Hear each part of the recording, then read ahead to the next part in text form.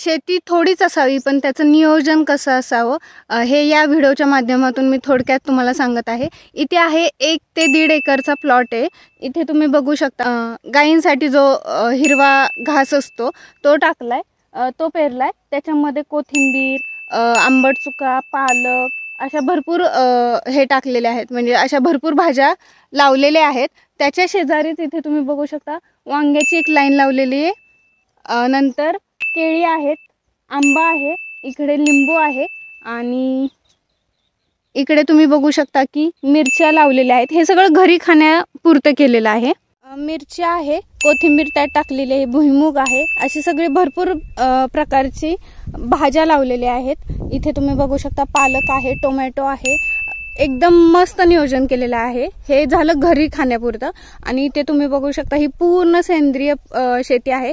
हळद आहे, त्याच्यामध्ये पलीकडच्या बाजूला लसूण लावलेला आहे, इकडे पपई आहे, तूर आहे आणि त्याच्या पलीकडची मी शेती तुम्हाला दाखवते। सो तुम्ही इथे बघू शकता हळद झाल्यानंतर खाली आहे लसूण लावलेला आहे।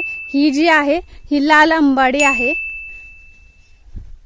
आणि इकडे तुम्ही बघू शकता लसूण आहे, लसूणाच्या बाजूने आंबट चुका आहे, मेथी आहे, कोथिंबीर आहे, पालक आहे, असं खूप छान नियोजन केलेलं आहे।